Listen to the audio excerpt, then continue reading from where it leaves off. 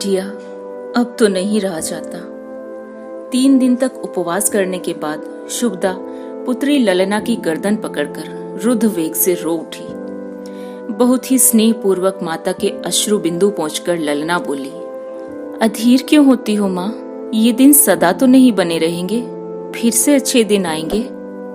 रोते रोते शुभदा ने कहा, भगवान करे तुम्हारी बात ठीक निकले बेटी, लेकिन अब तो सहा नहीं जाता। आंखों के सामने तुम लोगों की इतनी दुर्दशा माँ होकर मुझसे नहीं देखी जाती। अब तो बेटी मेरे मन में यही बात आती है कि मैं गंगा माता की गोद में स्थान ग्रहण कर लूं और तू जिस तरह भी संभव हो इन सब की रक्षा करना। द्वार द्वार पर भिक्षा मांगना। माँ होकर मुझसे अब ये सब नहीं देखा जाता। शुभदा जिस प्रकार फफक फफक कर रो उठी थी, जिस प्रकार कातर भाव से उसने बेटी का गला पकड़ रखा था, उसे देखकर पत्थर भी पिघल जाता। आज कितने दिनों के बाद वो अपना धैर्य खो बैठी थी।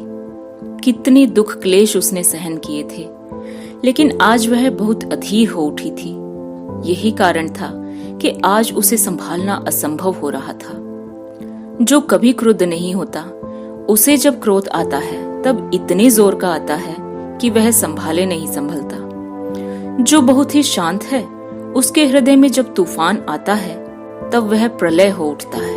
यही हालत शुभदा की भी थी। इस कारण ललना बड़े संकट में पड़ गई थी। वह माता को किसी प्रकार भी समझा नहीं पाती थी कि इस प्रकार धैर्य छोड़ने, रोने धोने से विपत्ति कम ना हो सकेगी। हृदय फटकर गिर पड़े तो फिर उसे संभाल कर रखना संभव ना होगा। गंभीर रात में माँ बेटी वहीं लेटी लेटी सो गई। शुभदा को स्वामी के लिए बड़ा भय हो रहा था। आज 6 दिन हुए वे घर नहीं आए थे। उसे ऐसा लग रहा था मानो अपमान और लांछना के भय से उन्होंने आत्महत्या कर ली है। बेटी होकर भी छलना ने उस दिन उन्हें निकम्मा कहकर अपमानित किया था। उसने जिस तरह की फटकार उन्हें लगाई थी, उसके कारण आत्महत्या कर लेना उनके लिए आश्चर्य की बात न होगी। यही बात 8 पहर शुभदा के मन में आ रही थी। आज भी रात्रि व्यतीत होते होते वह चौंक कर उठ बैठी। ललना को जगाकर उसने कहा, अरे वे अब नहीं है। ललना उस समय भी अर्ध निद्रा में ही थी, इससे वह बात नहीं समझ पाई और माँ के मुंह की ओर ताकती हुई बोली, कौन माँ? मैं स्वप्न देख रही थी, मानो वे है ही नहीं। इस प्रकार की बात मुंह से क्यों निकाल रही हो माँ? यह बात समाप्त करके ललना रो पड़ी। इसके बाद शेष रात उन दोनों ने रोते रोते ही बिताई। धीरे धीरे दिन चढ़ने लगा। लगभग 10 बजे स्नान से निपटकर घर की ओर जाते समय कृष्णा देवी मुखर्जी परिवार का हाल लेने के लिए घूम पड़ी। घर में जाकर आंगन से ही उन्होंने आवाज लगाई, बहू। बाहर आकर शुभदा ने कहा, क्या है दीदी? आओ बैठो। बैठूंगी नहीं बहू, देर हो गई है। स्नान करके घर लौटते समय एकाएक इच्छा हो गई कि बहू को देखती चलूं। शुभदा चुप ही रही। कंठ का स्वर धीमा करके कृष्णा देवी ने कहा, बहू जरा सुनो तो। शुभदा जब पास आई, उन्होंने कहा, हारान का कोई समाचार मिला है क्या तुम्हें? नहीं। आज कितने दिन हुए उन्हें घर से निकले? 6 दिन हो गए। 6 दिन हो गए? किसी को ब्राह्मण पाड़ा नहीं भेजा? किसे भेजूं? कौन है जाने वाला? हाँ ये तो ठीक है, लेकिन तुमने मुझसे क्यों नहीं कहा? शुभदा ने जवाब नहीं दिया। जल की कलसी नीचे की तरफ खिसकी जा रही थी। उसे जरा सा उठाकर कृष्णप्रिया ने कहा, क्या हाथ में कुछ रुपया पैसा है? जी नहीं। तब गृहस्थी का खर्च किस तरह चल रहा है? बस यूं ही किसी तरह। अभी जरा ललना को मेरे यहाँ भेज देना। जब वे चली गई तब ललना को बुलाकर शुभदा ने कहा, तुम्हें कृष्णा दीदी बुलाकर गई है, तनिक हो आओ बिटिया। क्यों? ये तो मैं नहीं जानती। ललना कृष्णप्रिया की ओर चली। कुछ देर के बाद लौटकर उसने माँ के हाथ पर 2 रुपए रख दिए और बोली, ये रुपए बुआ जी ने दिए हैं माँ। आंचल के छोर में रुपए बांधकर शुभदा ने पूछा, क्या उन्होंने कुछ कहा भी है? उन्होंने कहा है कि तुम्हारे बाबूजी जब आए तब मुझे सूचित करना। उस दिन शुभदा ने भगवान से बहुत ही प्रार्थना की। पूजा की दालान में काली जी का जो पाठ रखा हुआ था, उसके सामने वह हाथ जोड़े हुए बहुत देर तक बैठी रही। तुलसी के चबूतरे पर भी वह बहुत देर तक मस्तक रगड़ती रही। फिर कुछ थोड़ी वस्तु मंगाकर वह गंगा स्नान कर लौट आई। उस दिन ठीक समय पर अपनी रुचि के अनुकूल भोजन पाकर छलनामयी बहुत ही प्रसन्न हो उठी। हंसती हंसती अपनी गुड़िया का विवाह पक्का करने के लिए दूसरे मोहल्ले में ललिता के घर की तरफ चली। रात में जब थोड़ा सा अंधेरा हो गया, तब उस अंधेरे में अपना मुंह छिपाए हुए आज हारान चंद्र ने घर में प्रवेश किया। 6 दिन पहले वे जैसे थे वैसे ही आज भी थे। परिवर्तन हुआ था केवल उनके वस्त्र में। वर्ण उनका कोयले से भी अधिक काला हो गया था और गिनने पर संभवतः उनमें 100 से भी अधिक स्थानों पर ग्रंथियां बंधी हुई मिली। समय पर उन्हें ठिकाने से भोजन आदि कराकर शुभदा ने ललना को बुलाया और मुस्कुरा कर कहा, यदि मैं नित्य ही तुम्हारा मुंह देखकर उठा करूं तो बहुत अच्छा हो बिटिया। ललना भी मुस्कुराने लगी, बोली, क्यों, क्या बात है माँ? दूसरे दिन सवेरा होते ही ललना अपनी कृष्ण बुआ के यहाँ पहुंची और बोली, कल रात में बाबूजी आ गए थे। कृष्णा का मुख प्रफुल्लित हो उठा, मानो उनके हृदय की एक बहुत बड़ी दुर्भावना दूर हो गई। मुस्कुराती हुई वे बोली, आ गए? अच्छी तरह से है ना? हाँ। इतने दिनों तक वे कहाँ थे? ये तो मैं नहीं जानती। बहू ने नहीं पूछा? नहीं। तेरी बुआ ने भी कुछ नहीं पूछा? जी नहीं, बुआ जी तो बाबूजी से बोलती ही नहीं। बोलती क्यों नहीं? ये तो मैं नहीं जानती। इसका कारण तो बुआ जी स्वयं ही जानती होंगी। 11 बजते बजते केले के पत्ते से ढककर हाथ में एक पत्थरी लिए कृष्ण प्रिया शुभदा के घर पहुंची। उन्होंने कहा, बहू जरा सी तरकारी ले आई हूं, हारान को दे दो। शुभदा ने हाथ से पत्थरी ले ली और बगल ही के एक कमरे की तरफ इशारा करती हुई बोली, वे इसी कमरे में है। शुभदा का तात्पर्य समझकर कृष्ण प्रिया बोली, होंगे। इस समय मैं उनके पास नहीं जाऊंगी, घर में सारा सामान खुला पड़ा है। कृष्ण प्रिया लौट रही थी, किंतु द्वार से बाहर पैर रखने से पहले ही वो लौट आई और शुभदा से बोली, बहू, क्या तुम हारान से एक बात पूछ सकोगी? कौन सी बात? यही कि वे इतने दिनों तक कहाँ थे? सिर हिलाकर शुभदा ने कहा, अच्छी बात है। हारान चंद्र जब बैठे भोजन कर रहे थे, तब शुभदा ने धीरे धीरे उनसे पूछा, इतने दिनों तक तुम कहाँ थे? हारान चंद्र का मलिन मुख और भी मलिन हो उठा। धरती की तरफ देखते हुए उसने कहा, पेड़ के नीचे। अब शुभदा और कोई बात न पूछ सकी। दूसरे दिन दोपहर को कृष्ण प्रिया फिर आई। बहुत तरह की बातें करने के बाद उन्होंने कहा, क्यों बहू, वो बात पूछी तुमने? हाँ। तो क्या कहा उन्होंने? उन्होंने कहा कि पेड़ के नीचे पड़ा था। अब दूसरी बातें उठी। चलते समय कृष्ण प्रिया ने कपड़े के नीचे से 2 थान निकाल कर कहा, ये घर में पड़े हुए थे, इसलिए ले आई हूं। हारान को दे देना, पहन डालेंगे इन्हें। शुभदा ने हाथ फैलाकर वे थान ले लिए। कुछ क्षण तक शुभदा के मुख की तरफ देखने के बाद कृष्ण प्रिया ने कुछ मंद स्वर में कहा, देखो बहू, हारान जब पूछे कि किसने दिया है, तब किसी और का नाम बतला देना, मेरा नाम मत बतलाना। तनिक हंसकर शुभदा ने कहा, क्यों? थोड़ा सा इधर उधर करके कृष्ण प्रिया ने कहा, यूं ही। और यदि बतला ही दूं? इस बार कृष्ण प्रिया हंसकर बोली, तो तुम्हें तुम्हारी कृष्णा दीदी के सिर की सौगंध है। फिर दिन पर दिन बीतने लगे। हारान चंद्र इस बार जब से घर आए, बाहर नहीं निकले। इससे उनकी तरफ से शुभदा का भय दूर हो गया था, उनकी दुर्भावना का अंत हो गया था। परंतु गृहस्थी का खर्च यही असली कारण था। किसी एक आदमी ने 1 रुपया दान कर दिया, किसी दिन एक आदमी ने 2 रुपया भिक्षा के रूप में दे दिया। इससे तो एक परिवार का पालन नहीं होता। परंतु शुभदा की चिंता का केवल इतना ही कारण तो नहीं था। माधव के मुख की ओर देखते ही उसके शरीर का आधा खून पानी हो जाया करता था। ऊपर से छलना भी उसकी चिंता का कारण थी। वह दिनों दिन बढ़ती जा रही थी, विवाह के योग्य हो गई थी।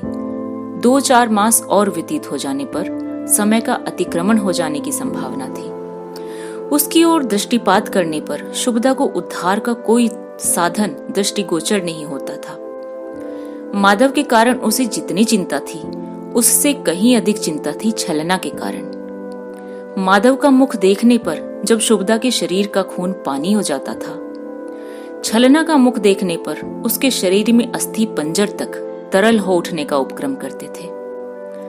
लगातार इन सब दुश्चिंताओं के कारण शुभदा का शरीर जो प्रतिदिन सूखता जा रहा था, उसकी ओर चाहे और किसी का ध्यान न गया हो, किंतु ललना की दृष्टि से वह छिपा नहीं रह सकता था।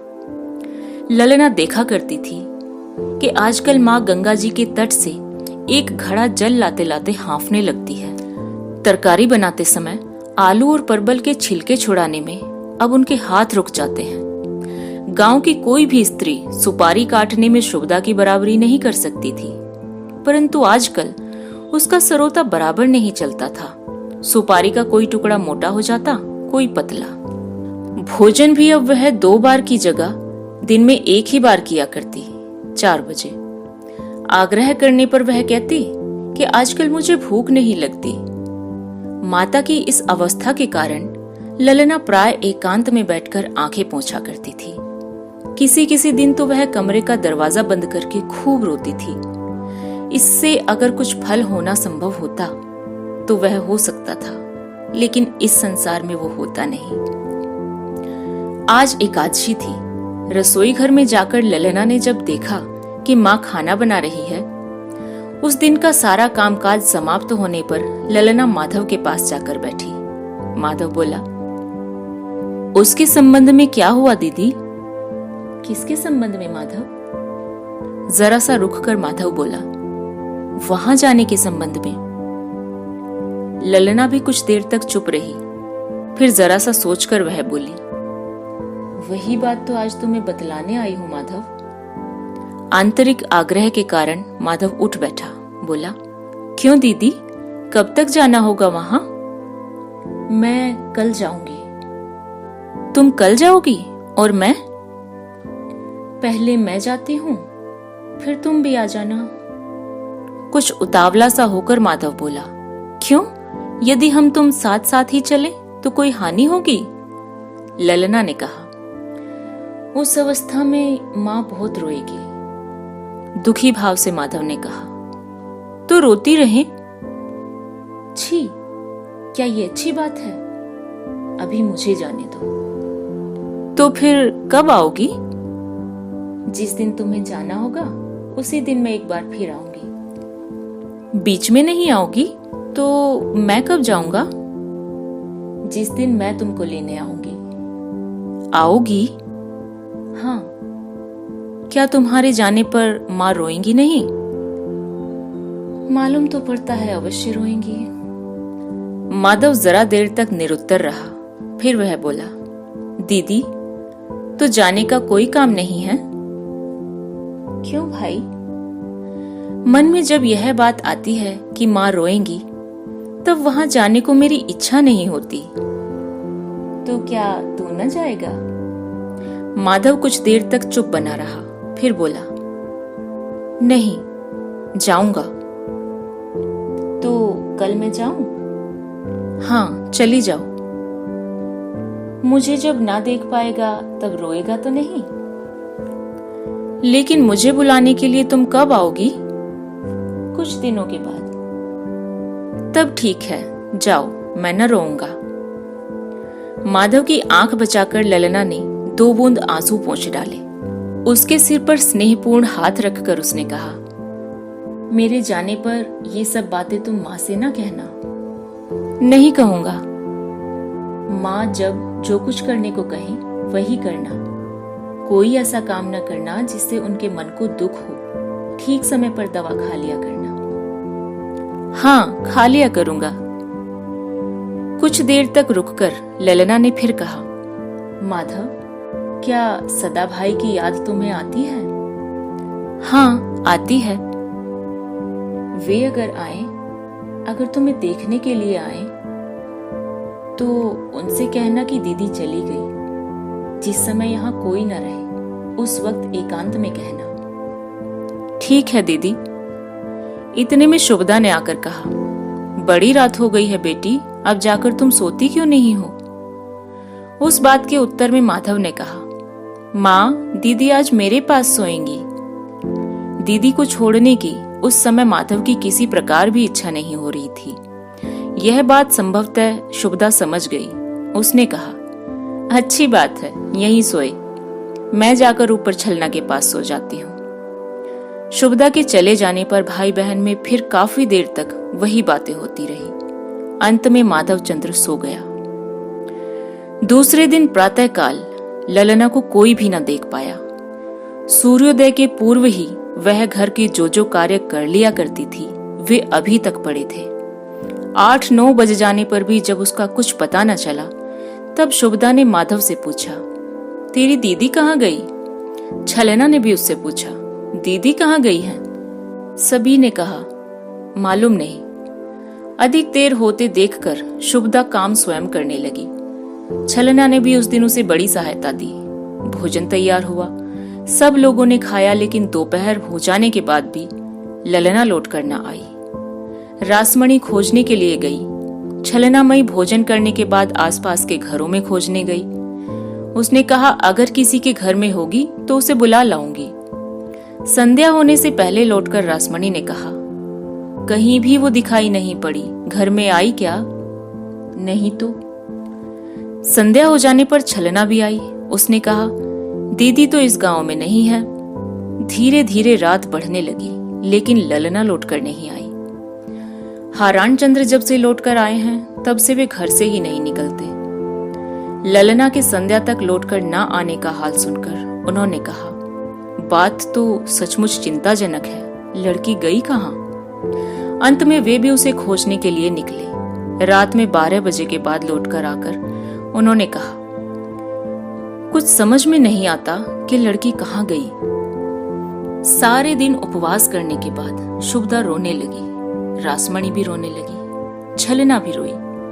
केवल माधव चंद्र के मुंह से वैसी कोई भी बात नहीं निकली। घर के सभी लोगों को इतना अधिक व्याकुल होकर रोते देख एक बार उसके मन में आया कि बात प्रकट कर दे, लेकिन उसके बाद ही उसे स्मरण हो आया कि दीदी ने मुझे बतलाने से रोका है।